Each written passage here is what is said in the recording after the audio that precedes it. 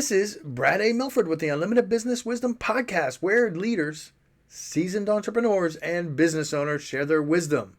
It's straight to the point to respect people's time, and because we know knowledge and wisdom turn to business possibility, and possibility mixed with support and action become reality. In this podcast, we discuss leadership, sales, marketing, operations, team development, quality, and finance to drive sustainable results and everlasting impact to make the world a better place. Thanks for joining us. Hey, Dane, glad to have you here. Welcome to the show. Hey, Brad, happy to be here. Wonderful. Dane, I've had the opportunity to look at your website, look around a little bit. I'm excited to have a conversation with you. I'm really eager to see where this leads, to learn more about you. Would you be willing, well, I hope you're willing, to share a little bit about who you are and what you do with the listeners and people watching?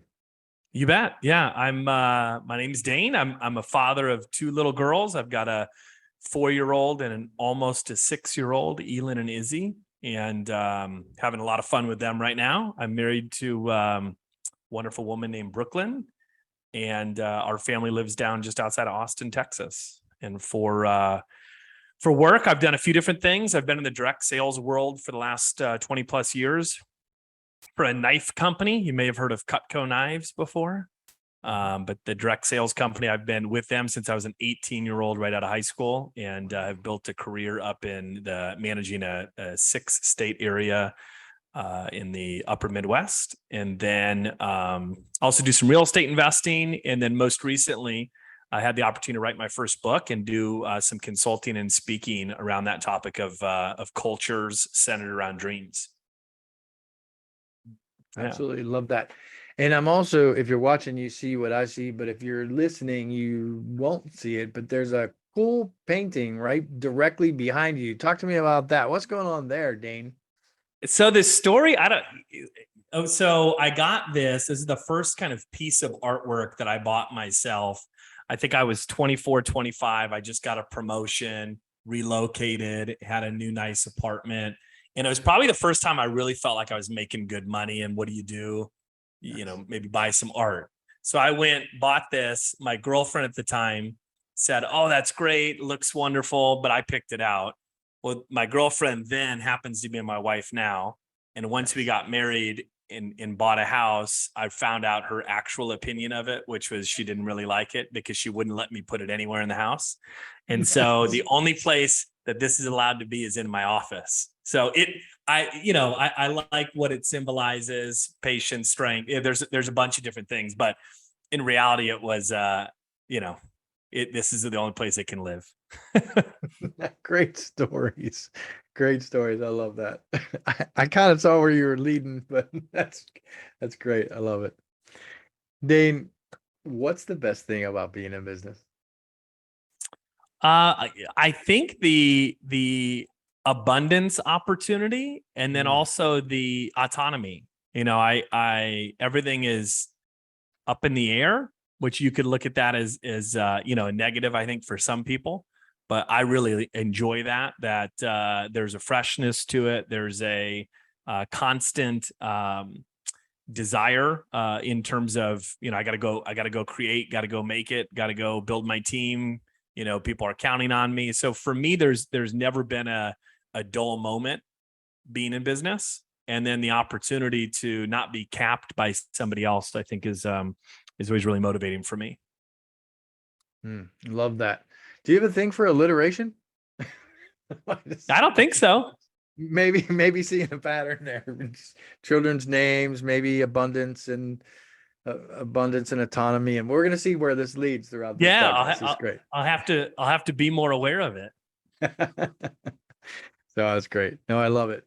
So true. But I love what you said about the no cap also. We can be, I hear from a lot of entrepreneurs, as I'm sure you do, like we can kind of hit our lid with people, or if we're in the wrong positions, like we can be feel capped. It's like, well, I don't have Hmm. my freedom. Like, I mean, I could do more, if I could just do it on my own and that kind of stuff. And so I Hmm. know there was a lot of people that resonated with that as well. Yeah. That's great.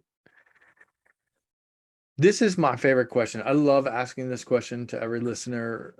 As a systems guy, I mean, I just think everybody in business, whether it's in the beginning stages or at some point, at later stages, at some point, I think we all go through this. But we hear from a lot of people, just they're getting so much business that sometimes the chaos, it can be kind of chaotic, or that that that wealth of abundance, like you said, like that can cause some overwhelm, some feelings of overwhelm. Mhm. Would you be willing to share your thoughts on that topic, Dane? Yeah, I think it's typically what we want, right? When you think about getting into business, like that is what we are shooting for. But oftentimes it's difficult to, understand the problems that are going to come along with that. And so, one of the things that I've been focused on in my business, and also as part of my job in direct sales, it's been to open up new locations and help managers develop their team. And Mhm. so, one person can only do so much. And I think the challenge with the hard charging entrepreneur is that in their mind, it's like, well, I can do it best. And so I don't want somebody else to do this because I can do it best. Mm. And there's some truth to that, and it's also not all truth, where we think that we can do it best, right? And to our standard. But at the same time, getting more people on board, giving people opportunity within your team allows you to, leverage. And so I think those initial hires are really important, that it's someone that, there is some trust there with.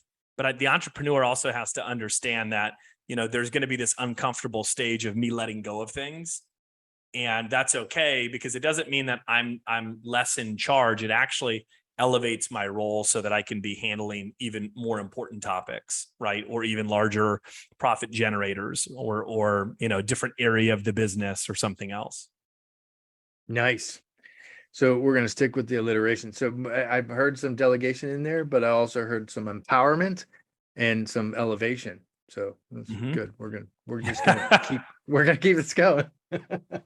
No, that's great. It's so important. You actually nailed it, and I love what you said, because I think we all go through that. Sure, we want to delegate, but no, I'm the one that has to do this task, or no, I'm the only one that can do this. And we all hear it, we feel it, and so why not empower your team? I mean, it's a point of leadership. Go ahead and delegate it. Let them make a few mistakes. It's not going to hurt anything, and that is how we scale, isn't it? I mean, that's Mm-hmm. that's really what it's all about. So Mm-hmm. great points, Dane. I appreciate what you're sharing. All right, fun question. Who else, successful like yourself, of course, ought to be on the Unlimited Wisdom podcast? So a couple of names came to mind. One is Grant Baldwin, and Mm. Grant is the owner and CEO of a company called the Speaker Lab. Mm-hmm. He's been a recent new friend, a new connection of mine. We're both in a group called Front Row Dads. And Nice. so I got to know him last fall, and he's been, I really admire the way he's set up his business. I had the opportunity to go in and do a dreams workshop for his organization. I was blown away by the way he has it set up and how he's been able to really leverage individuals' talent, kind of like what we were talking about before. So I'd Great. say Grant, and then another guy named Matt Drinken, known as Coach Matt. Matt, where's he at? I think he's in Charlotte, and he's also in Front Row Dads, and he's done a bunch of different things in his career. But most recently, he's a high performance coach, and Nice. that guy is just a ton of fun to talk to. Nice. I love it. That's great. I don't know Matt, so I look forward to reaching out to him. But Grant, I would love to connect with Grant. I've actually been on his email list forever, so I know exactly what he's doing, but I haven't Yep. seen the insider, nor have I had an introduction to him. So I'm looking forward to that. I know he's Yeah. super sharp, and I Yeah. admire him from afar. So it's great. I love it. So thank you very much. You Let's bet. get to the crux of this. Let's get to what you do, what you want to share, the wisdom you want to share. Let's get to it. Everybody's saying, okay, can we get to it now? So, Dane, what piece of wisdom? I know it's hard to just like one piece out of all this years, but what's one piece of wisdom that you would share with other business owners? What's something you think it's really important? The thing that comes to mind is a quote, and it's really the kind of the premise of the book that I wrote. But when there's hope in the future, there's power in the present. Hmm. And I think that has really shaped the way that I coach, that I manage and develop the individuals within our sales team. And so often when I was newer in business, I would want to get right to like what somebody needs to do right now, right? Like, hey, schedule more appointments, hit your sales quota, whatever is the pressing, urgent thing right now. Mhm. And what I started to recognize, through years of doing business was just that if I'm going to that, like there's such a deeper purpose that needs to be there. And if I can talk about that, and if I can get to the root of that, the whole do more business, be more engaged, do those things, it's like that's naturally going to happen because they're working towards something that they can see. And so that's really where the dreams concept came from. But it's focusing more on hope in the future so that brings that power to today.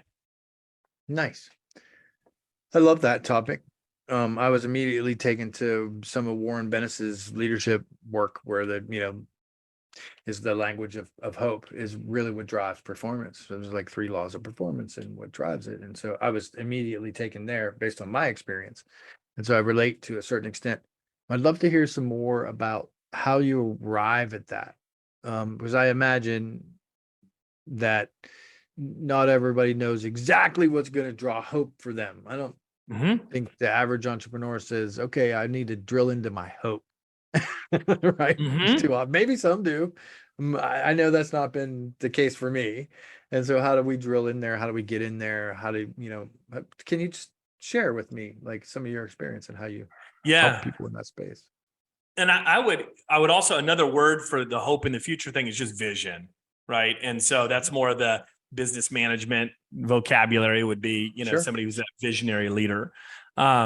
If I'm talking to individuals about how they find their own hope or what their purpose is or what they're trying to get done, we do everything through the vocabulary of this dreams list. And why I think this works is because it touches all the different areas of somebody's life. I think that we go through seasons in life, and there's, I can think back to right out of college when I was in my young 20s, and what season was I in was, build, go, go, go. Right. And then this isn't everybody's path, but then you're married, you got kids, there needs maybe be a little bit different allocation of the hours or balance. Right. And then maybe you've quote unquote made it. So your drive is maybe not rooted in the same thing as it was before. So I think there's different seasons. So when we go through this dreams list with people, we help facilitate the brainstorming of 9 different categories from, vocation to health, to relationships, to even material, adventure, travel, a bunch of different things. And so when we do this, what I find that it allows people to do is to select like, hey, this next year, these are the things I really want to work towards. And it's not a bucket list like, hey, I'm going to check all these things off, but it's more or less a menu for them to get inspiration from, to be able to say, hey, I'm going to fill my calendar the next 6 months. I'm going to put these 2 things in there. And so what it does is it gives people that kind of, I'll call it temporary focus to say, here's what I have in my calendar for the next 3 months, 6 months, 12 months. And I also think that this is what helps people to find what their passions are, is by doing things that they've chosen, they have excitement around. Right. And I think that really, that can make a really big difference, because so many people, their job isn't necessarily their passion. I've been in knives for 20 years. Brad, nobody goes to school and says, what I would love to do as a future career? I want to be in a knife company for 20 years. Right. But it allows me to live the life of my dreams because of the autonomy, the financial opportunity, those types of things. And so it aligns with those, not necessarily, the overall industry. I love that. I love that you highlighted that. I think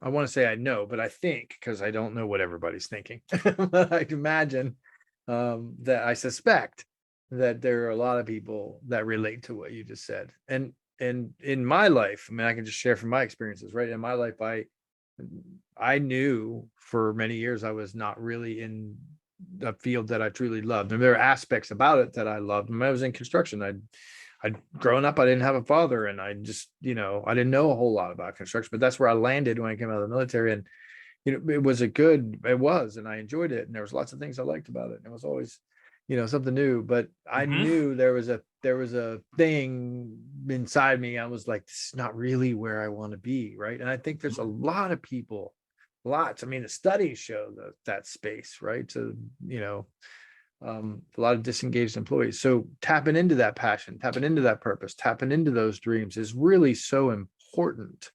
But yet many of us don't think about it until many years later. And then we find that we had our ladder leaning on the wrong wall or something. And then we're sort of discontent. And so they reach that season, like you're talking about, like, hey, what am I going to do now? Now that I can. Right. Yep. So I love that. When it comes to that kind of, I don't want to call it stuff. It's real meaningful. There was a lot of meaning in there, right? So I don't want to demean it literally in that form. That passion, that purpose, those dreams. How do you help facilitate that? Diving in there. How do you help facilitate those conversations, Dane? Would you be just willing to just dive in there a little bit? Yeah. So that's really like, we've been doing this internally within our team for, since, let's see, 2013. So, it's kind of evolved within our team, but we do it a couple times a year. And this is what I've started doing since the book got released last year. I've been doing this for other companies as well, but we run what's called a dreams workshop or a dreams retreat, depending on how the company wants to set it up. And it's, like I'll use the Speaker Lab as an example, Grant's company, and they had a offsite leadership meeting for 2-3 days. And so I went in as a portion of that. And for 3 hours, I got the opportunity to facilitate we call it a dream storming process, but it's just brainstorming process where I lead them through an exercise of creating their own list, but then they're also doing a lot of stealing and sharing. And so it's kind of interesting what I got asked this recently, where somebody said, hey, when I went through your workshop, a lot of the things that were on my list, this was somebody who's a 6-figure earner. And they said, a lot of things on my list, I was just thinking, well, if I do this with somebody on my team who makes 50 grand, like they can't have these dreams. And my response was, they're not going to have those dreams because they're not in that same situation. But the mistake I think that people make when they hear the term dream is they think that it's a large, grandiose thing, a dream house, a dream trip, a dream. And it's really not that. A dream is really anything that would get you energized. And so I talked about it in the book, but I had a guy right after, the pandemic started. I was like, doing my rounds, checking in on my team, seeing how they were doing, kind of like a mental health call, right? How you doing? How you holding up? And this guy, Bert, goes, great. I've had more time to go after my dreams on my list. And I said, what's the most recent one you just did? He goes, I just got done flossing for 30 days straight.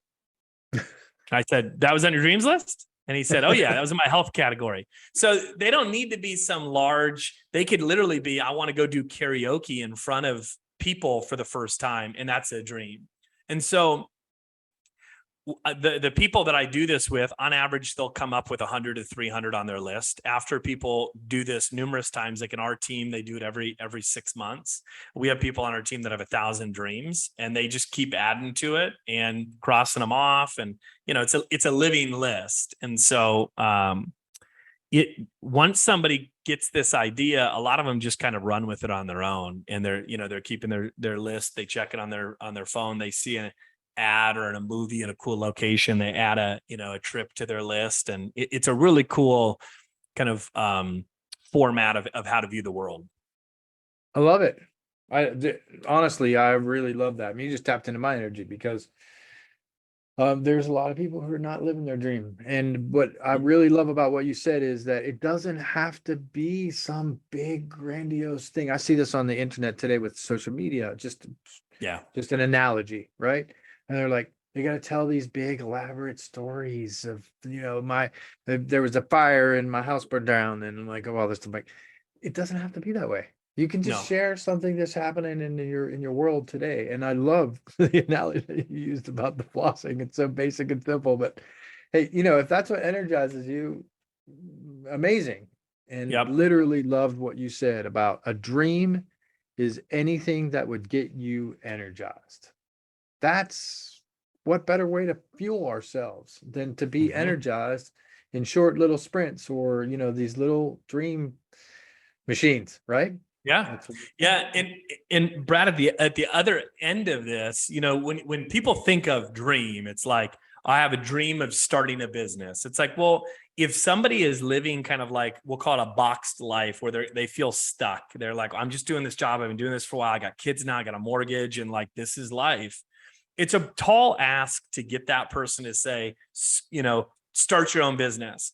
But what I Mhm. have seen is that person saying, you know what, on my dreams list is to run a 10K. And then they go and run a 10K in 3-4 months. And then another one is, I want to learn a language, and they start doing that. Well, what happens is that person starts becoming empowered by just, look, I'm taking action on stuff. It's a new me.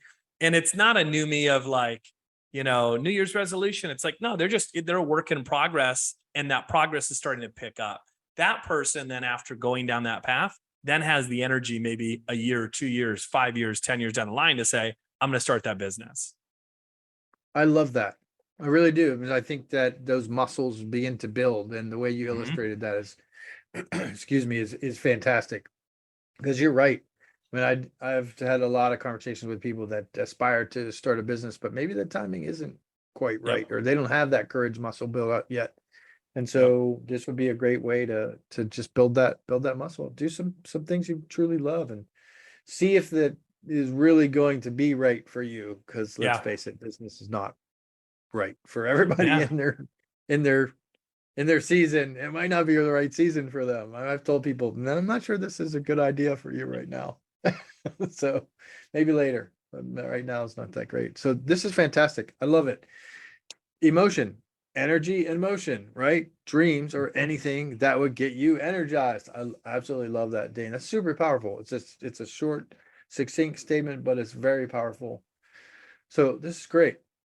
Is there anything else? We're going to shift to like what kind of initiatives you're working on and that kind of thing. But is there anything else you'd just love to share? Is something that you just feel compelled now through the conversation? We're like, you got to know this too.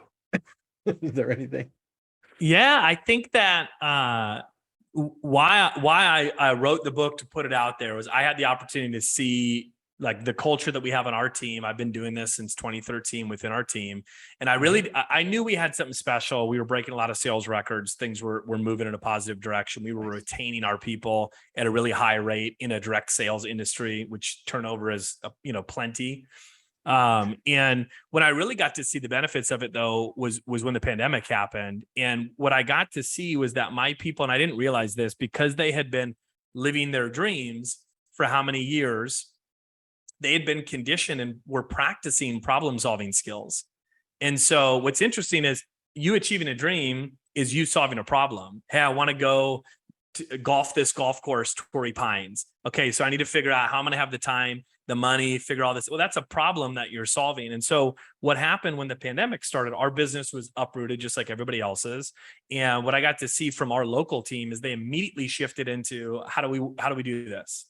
And Nice. whereas most of our company was kind of stuck looking around for where are the answers, and our team really became the answer for much of the company. And so it was neat to see that. I then was, through some conversations with some friends, they gave me the encouragement of like, now's the time for that to be in book form. And I have had a blast being able to do this for other companies, where I get to go in, do it on Zoom or in person, and introduce people to the concept of dreaming. I get asked a lot where it's like, I don't know if my team is going to take to this. And my response is, everybody takes to dreaming. It is, you use the word muscle, Brad. It totally is that, where there's a lot of people that are out of shape dreamers, right? Where it's just like, they haven't even thought about this for a while, but they get moving during it.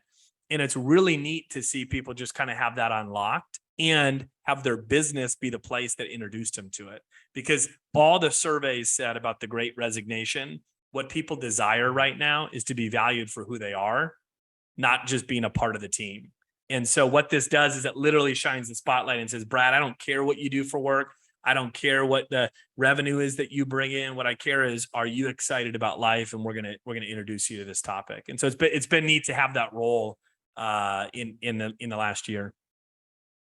I'm really glad you brought that up because I know, like, mostly I've been a serial entrepreneur, but there have been a couple times I've worked for like the greatest retailer in the world and different places, no names, but there is a corporate culture out there that was like, yeah, that's a little foo-foo, or I'm not sure, that's for our team, or they're going to take Hmm. to that. You said that Hmm. very eloquently. I know you've heard that a couple times, Hmm. which is, I can clearly see it's not true. And you engage your team, your team will engage you. You lead Hmm. your team will lead you back, and on and so forth.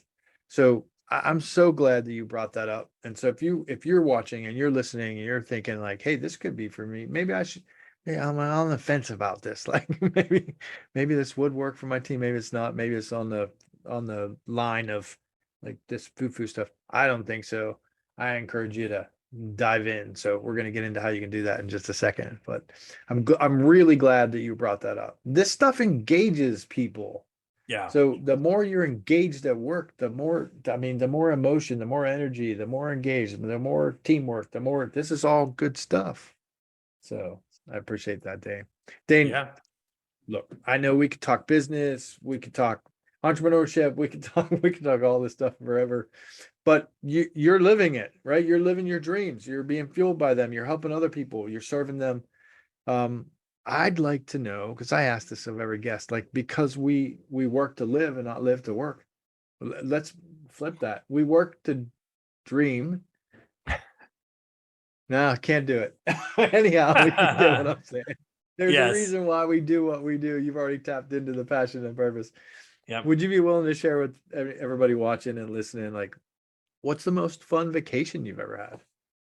Yeah, it was actually would have been last August. We did a 1 month, little over 30-day camping slash RV trip as a family. And so it actually was kind of multiple dreams all in one. My wife bought this was on her dreams list. She bought a 1976 Airstream and Interesting. gutted it and rehabbed the whole interior. And so that was on her dreams list. So she worked on that for over a year. And then my dreams list was take 1 month, totally unplug and go on a trip with the family. And so we did that, went to Black Hills and Glacier and Eastern Washington. It was an unbelievable trip, but that was last year. And what made it special was, again, me being unplugged, I would say, for a full month from work and just, being fully present with my girls and making memories. It was awesome. Fantastic. Talk about creating some dreams and some experiences there. Love that. Love hearing that. Congratulations. I celebrate not with you, for you. I'm glad you did I that. appreciate it. Look, one question I have about that. So your wife said that about the painting, but did you say, look, you can have a 1976 Airstream, but you must keep it in the garage hidden? No, that if we had another 20 minutes, that whole thing has been a story. It's right now, it's in my front yard because it was like 90% done, enough for us to take it on the trip. But we've moved this last year from Minnesota to Texas. And so it hasn't gotten done. It got pulled into my front yard and my wife and I finished it literally so 2 days ago, we finished it. But we're in an HOA now. And so it took all of one day for us to get an email that was like, you're in violation, get that thing out of, I your kind of yard. saw that So, coming. yeah. I thought there was a story beyond that somewhere. Yeah. Oh, that's great. It's great. I love it. Thank you so much for being on, Dane. I know that you took a chunk out of your day. You literally blocked a chunk out of your day to help and serve and to reach out to people. And that is very meaningful to me. I appreciate the fact that you did that. I celebrate you for it, just serving other people. When somebody watches this and they hear it and they're like, this guy, Dane, I've got to get in touch with them, or I need to bring him into my company, or I just need to learn more. What's the best way for them to reach out to you? Probably my website. I'm on all socials, but Instagram is probably the one that I'm most active, where I'm posting about dream stuff as well. And then my website is just daneespegard.com. And if anybody is interested in getting in contact with me, they can find the information right on there. But then also this last year, I made the decision to try and impact as many organizations as possible with the dreams concept, whether or not I profited from it. And so if somebody wants to get a free copy of the book where they can learn how to actually just implement the whole system, they can just go to daneespegard.com/free gift, and they can get a downloadable copy of the book for free as well. Wow, that's spectacular. Would you do me one favor and just spell that? So for somebody that doesn't want to slam on the brakes and, screech and it's so it's DANE. And then last name is ESPEGARD.com. Awesome. DaneEspegard.com, spelled exactly like it sounds. I appreciate that. I think that resonates with people who are, not able to watch as well. So, Dane, thank you so much. This has been fruitful for me and for the listeners, I'm sure. And again, I just celebrate you for taking a chunk out of your day. And so thank you for what you do and the impact you're creating in people's lives. Brad, thanks for having me on. I get a lot of energy from talking about this stuff as well. So, this is Brad A. Milford with the Unlimited Business Wisdom Podcast, where leaders, seasoned entrepreneurs, and business owners share their wisdom. If you're looking for more on leadership, sales, marketing, or operations to drive team development, higher quality, and high-level sustainable profits, we encourage you to join the Built for Brilliance community on Facebook or reach out to us about one of our mastermind groups, coaching or consulting, or even fractional COO services. You can reach us at buildbrilliance.net/contact. We thank you for listening, for sharing the show, and appreciate your rating and reviews, as this makes more shows possible. Thanks for joining us.